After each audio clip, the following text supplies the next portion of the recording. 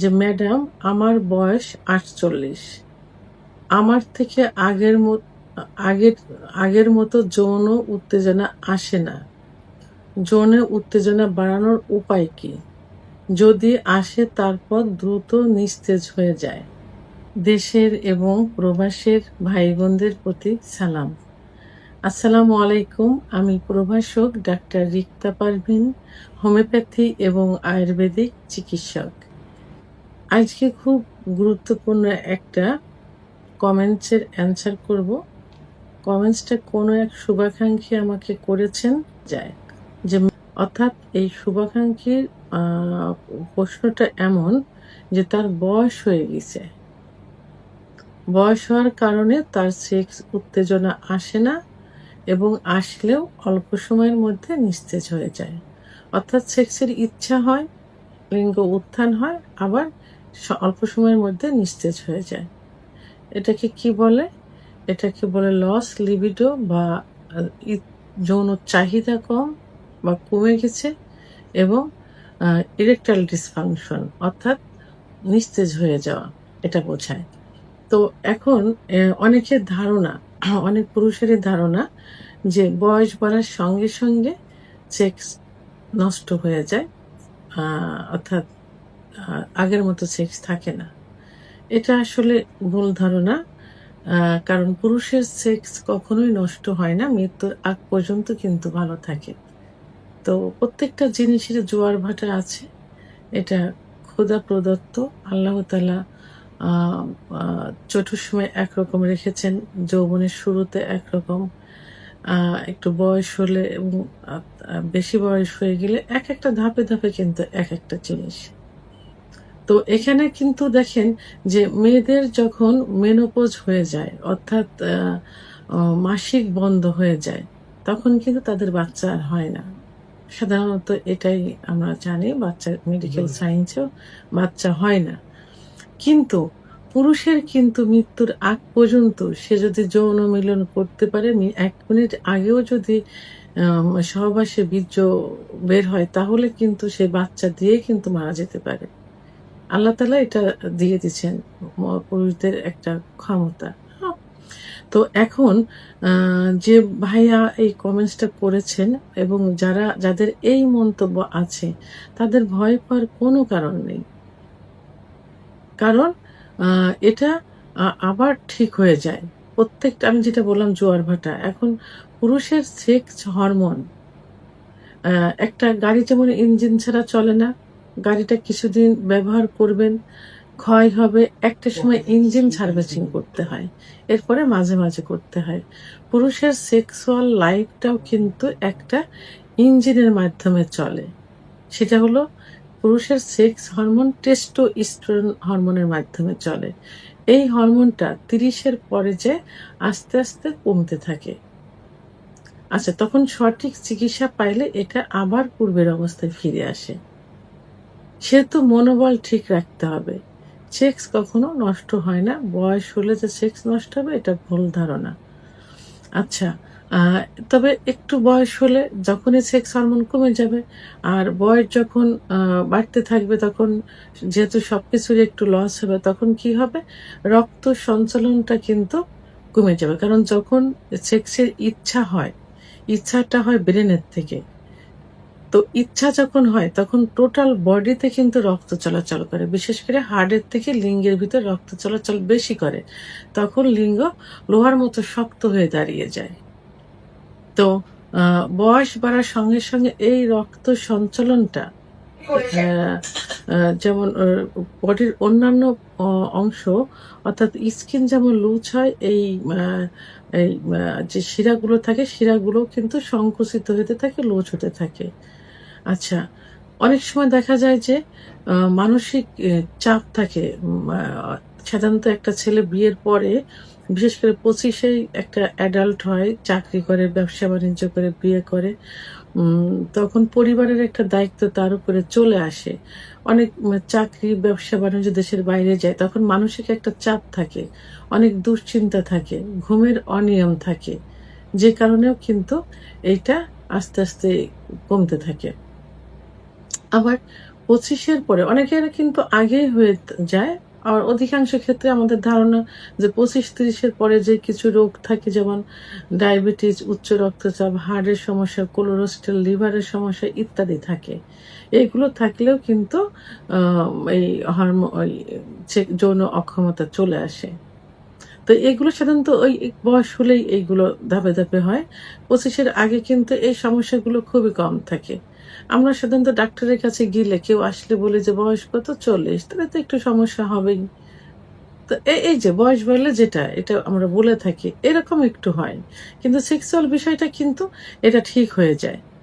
আচ্ছা, আমি বারবারই কিন্তু আপনাদের সাহস জোগানোর চেষ্টা করছি।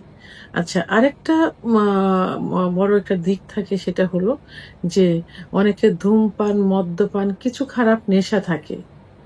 এই খারাপ নেশার কারণেও কিন্তু মা এই সেক্স হরমোনটা কমতে থাকে। আর এইগুলো আ সাধারণত একটু বয়সের থেকেই হয়ে থাকে। ৩০ এর পরে যেই হয়ে থাকে, এটা দেখেন বডির সঙ্গে কিভাবে আল্লাহ তাআলা অ্যাডজাস্ট করে দিয়েছেন। যে এই বাচ্চা বয়সের যৌবনে কিন্তু মোটামুটি একটা যৌবনে যে তারুণ্যতাটা থাকে। এরপরে যেই কিন্তু যুবক যখন হয়ে যায়, একটু বয়স হয়, তখনই সবকিছুই কিন্তু লস হয়। এটা কিন্তু জানা যায়। এখন এইগুলো ঠিক করতে হলে প্রাকৃতিকভাবে কিন্তু উপায় আছে। প্রাকৃতিকভাবে এগুলো ঠিক করা যায়। প্রথমত হলো আপনার লাইফ স্টাইলটা চেঞ্জ করতে হবে। আমরা সাধারণত কিছু অভ্যাস হয়ে গেছে এখন অনেকেরই, যে রাত জেগে আমরা মোবাইল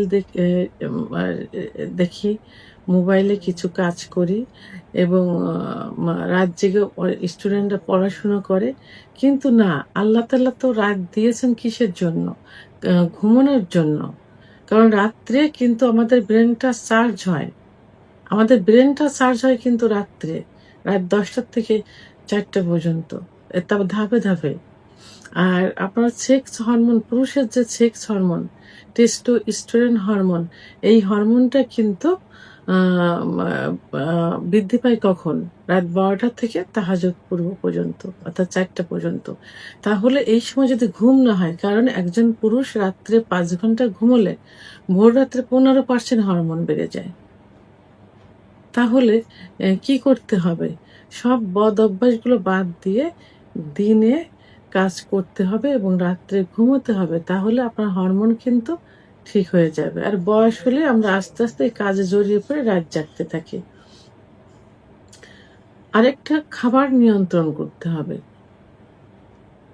বয়স বাড়ার সঙ্গে, সঙ্গে কিন্তু আ মা সবকিছুই যেহেতু পরিবর্তন হয়, খাবার একটা নিয়ম আছে যে ৪০ এর পরে গিয়ে, ৩০ এর পরে গিয়ে কি খাবারগুলো খাইতে হবে। খাবারের যে মেনুটা ঠিক রাখতে হবে। সকালের খাবারটা সঠিক সময়ে খাইতে হবে। ৮টার ভিতরে খাইতে হবে। খাবারের তালিকায় ডায়াবেটিস রোগীদের জন্য যে খাবার, সেই খাবারটা রাখতে হবে এবং নরমাল যারা একটু যুবক, তাদের জন্য যে খাবার, সেই খাবারগুলো রাখতে হবে। সাধারণত পুরুষদের সকালে একটা ডিম, কলা, এই যে খাবারের যে মেনু, এই খাবারগুলো ঠিক রাখতে হবে। সকালের খাবার ৮টার ভিতরে খাইতে হবে। দুপুরের খাবার ১টা থেকে ২টার মধ্যে কমপ্লিট করতে হবে এবং রাত্রের যে খাবারটা, এটা কি করতে হবে? সন্ধ্যা ৬টার পরে, অর্থাৎ ৭টার থেকে ৮টার মধ্যে কমপ্লিট করতে হবে। এই খাবারের দিকগুলো ঠিক করতে হবে এবং ব্যায়াম করতে হবে। এক্সারসাইজ অর্থাৎ ব্যায়াম করতে হবে। ইউটিউব চ্যানেল সার্চ দিলেই কিন্তু দেখা যাবে যে কেগেল এক্সারসাইজের একটা আছে। কেগেল এক্সারসাইজ করতে হবে। স্ট্রেস কমানো, মেডিটেশন, নামাজ, প্রার্থনা, এগুলো করতে হবে। নামাজ পড়তে হবে। আল্লাহর কাছে চাইতে হবে, প্রার্থনা করতে হবে। আর যেটা বারবার বলছি, সেটা হলো রাত্রে ৭ থেকে ৮ ঘন্টা ঘুমানোর চেষ্টা করতে হবে। আর ফোরপ্লে রানিং রাখতে হবে। ফোরপ্লে যে শুধু আপনি আপনার স্ত্রীকে করবেন সেটা না, স্ত্রীও আপনাকে করবে। ফোরপ্লেটা সাধারণত ১৫ থেকে ২০ মিনিট রানিং করতে হবে, তাহলে সময়টা কিন্তু বেড়ে যাবে। এতে মানসিক এবং শারীরিক উত্তেজনা একসাথে চলে আসবে। তাহলে ফোরপ্লেটা বেশি বাড়াতে হবে। স্টপ, স্টার্ট টেকনিক অবলম্বন করতে হবে। অর্থাৎ থেমে, থেমে সহবাসের নিয়মটা পালন করতে হবে। যারা বেশি এক্সাইটেড হয়ে যায়, মনে করছে যে বীর্যপাত হয়ে যাবে, ঠিক সেই মুহূর্তে থেমে, থেমে সহবাস করতে হবে। এখানে সঙ্গিনীর যাতে বুঝতে না পারে এমনটা করতে হবে। আর সঙ্গিনী যদি সহযোগিতা করে, তাকে বোঝার মাধ্যমে যদি ২ জন সহযোগিতার মাধ্যমে করেন তাহলে সেটা আরো ভালো হবে। এটা দুজনেই কিন্তু আ ই মানে আ আ সুখ পাবে। দুজনে এটা সুখ পাবে। এজন্য দুজনের যেহেতু বয়স একটু হয়েছে, দুজনের সমঝোতার মাধ্যমে, ভালোবাসার মাধ্যমে এই ধাপগুলো করতে হবে। এখন এর জন্য আপনাকে কি করতে হবে? আমি তো প্রাকৃতিকভাবে এগুলো বললাম। তো এখন আপনারা এই এ এ এই বয়সে যাদের এই সমস্যাগুলো হচ্ছে, এখন তো আসলে এজও হয় না, আগেই কিন্তু সমস্যা হয়ে যায়।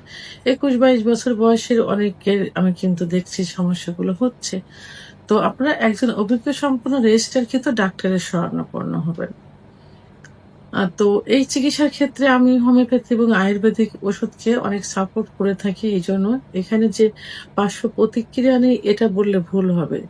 এটাতে স্থায়ী চিকিৎসাও আছে, অন টাইম চিকিৎসাও আছে। একজন ডাক্তার শুধু অ মানে বুঝবেন যে তার পেশেন্টকে কি দিয়ে চিকিৎসা দিবেন। সাময়িক নাম কামানোর জন্য অনেক ডাক্তার কি করেন, অন টাইম কিছু ওষুধ দিয়ে থাকেন। কিন্তু এটা রোগী আসলে চিকিৎসা না। সেহেতু একজন অভিজ্ঞ সম্পন্ন রেজিস্টারকৃত ডাক্তারের শরণাপন্ন এবং ডাক্তার কিছু পরীক্ষা দিবেন। যেমন serum testosterone hormone, VDRL, um serum creatinine, RBH, urine RE, lipid profile, prostate পরীক্ষা। সাধারণত প্রোস্টেট ৪৫ বছরের পরে গিয়ে সাধারণত প্রোস্টেটের এই সমস্যাগুলো হয়ে থাকে। আর প্রোস্টেট গ্ল্যান্ডে কিন্তু কি হয়, আপনার হরমোনটা কিন্তু আসে। তো এইজন্য প্রোস্টেট গ্ল্যান্ডের সমস্যা হলে কিন্তু সেক্স কিন্তু নরমাল হয়ে যায়। আর ৪৫ এর পরে গিয়ে সাধারণত এই সমস্যাটা বেশি হয়।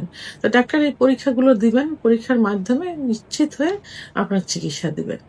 আর কিছু বদ অভ্যাস থাকে যেগুলো, যে হস্তমৈথুন, বিছানায় ঘর্ষণ, স্বপ্নদোষ, এগুলো আ থেকে যদি থাকে সেগুলো অবশ্যই বন্ধ করতে হবে এবং ডাক্তার আপনাকে সেগুলো পরামর্শ দিবেন। আর সঙ্গিনীর সঙ্গে ভালো সম্পর্ক রাখতে হবে। ভালোবাসার বন্ধন থাকতে হবে। খোলামেলা আলাপ আলোচনা করতে হবে। আপনার যেমন সমস্যা হয়েছে পুরুষ, মহিলাদেরও কিন্তু এরকম সমস্যা হয়।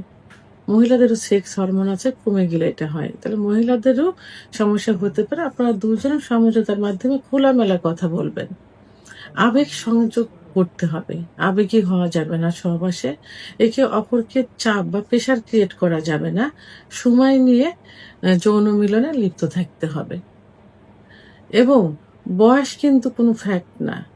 বয়স একটা সংখ্যা মাত্র। সঠিক খাদ্যাভ্যাস আর মেডিকেল গাইডলাইন গুলো মেনে চললে আপনার যৌন লাইফে আপনি এবং আপনার স্ত্রী দুজনে কিন্তু সুখী হতে পারবেন। কারণ যৌন জীবন সুখী না হলে সংসার জীবন কিন্তু সুখী হয় না, মধুর হয় না। এর প্রভাব কিন্তু আপনার পরিবারে পড়বে, সমাজে পড়বে, রাষ্ট্রে পড়বে। এইজন্য এই গাইডলাইন গুলো মেনে চলতে হবে। লজ্জা বা ভয় না করে এবং সচেতনতা অবলম্বন করতে হবে। তাহলে যৌন জীবন আগের অবস্থায় ফিরে আসবেন। সেহেতু বয়স না, মনের দিক থেকে নিজেকে সুস্থ সবল মনে করতে হবে এবং সে প্রিপারেশন আগে থেকেই নিতে হবে। ভিডিওটি সম্পর্কে যদি কোনো মতামত থেকে থাকে অবশ্যই কমেন্টসের মাধ্যমে জানাবেন। আর ভিডিওটি ভালো লাগলে লাইক, কমেন্ট, সাবস্ক্রাইব করে আমার সঙ্গে থাকুন। আল্লাহ হাফেজ।